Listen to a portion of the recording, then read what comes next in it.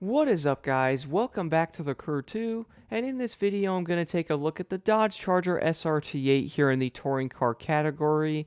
Stay tuned for the Challenger and or the Charger as well later on, guys. I'm planning on going over most of the touring cars after this update, but nonetheless though, I would say this is definitely going to be a nice looking touring car. Ever since that one summit that had this event where you had to drive the Charger, I always liked this car since that one event. And the fact that we now have an updated handling model on this vehicle is honestly so great.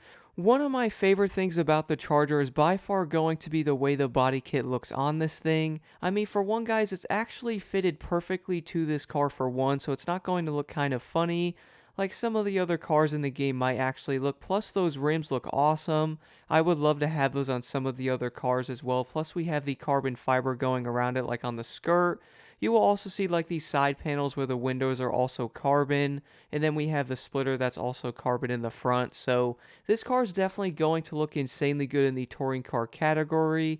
Now, unfortunately, looks only go so far with these cars, guys, because you obviously have to have decent handling and overall speed to actually make some of these cars worthwhile overall. So for one, the top speed on the Charger is going to be around 255 miles per hour, which is basically going to be almost the same as the AMG GT3, so a lot of the touring cars definitely seem to have a very similar top speed.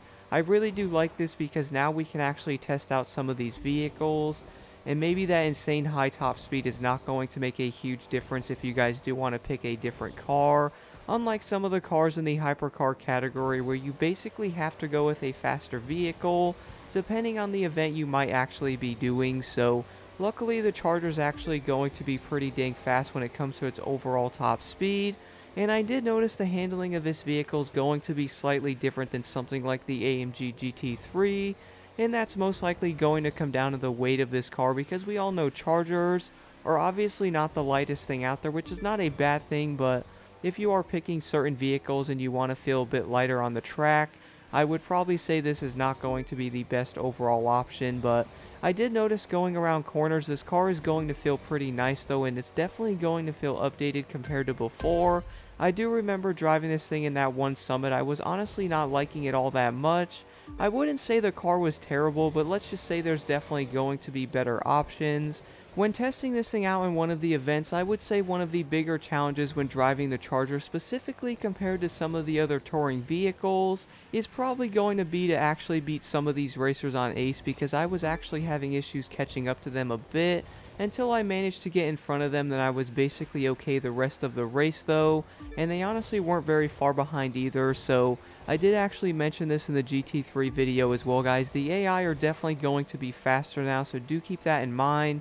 And if you do plan on using something like the Charger on some of these events on Ace though, and maybe your car might not be leveled completely, I would say you might have some issues actually winning some of these events on Ace. So I would say picking certain vehicles that are a bit faster might definitely be a good route to go. Now, I wouldn't say the Dodge Charger is going to be a bad car to do events with if you guys do want to mess around with this car a bit. I would even go as far as saying you could probably jump on summits with the Charger and still do pretty dang decent.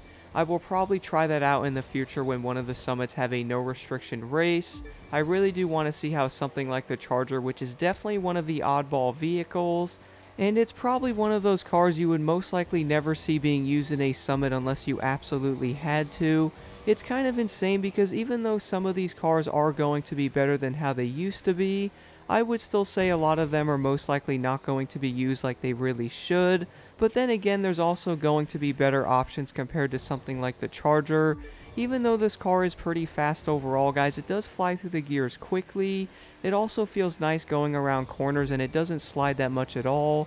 I also noticed when using nitrous that it does seem to affect the car in a very positive way. You can even run nitrous around some of the corners as well, and the car doesn't like lose itself like it used to, and or how some of the cars did do that. So that's definitely going to be a nice plus with this vehicle as well. Overall, I have to admit, I do think the Dodge Charger is definitely going to be better than how it was. I really do love the look of this car as well, so just for that reason I would probably try this thing out. I wouldn't say it's going to be the best touring car, guys, but I would say it's going to well be good enough to actually be used in summits, and or if you guys did want to mess around on some of the events in the game as well. Let me know your thoughts on the Dodge Charger in the comments below.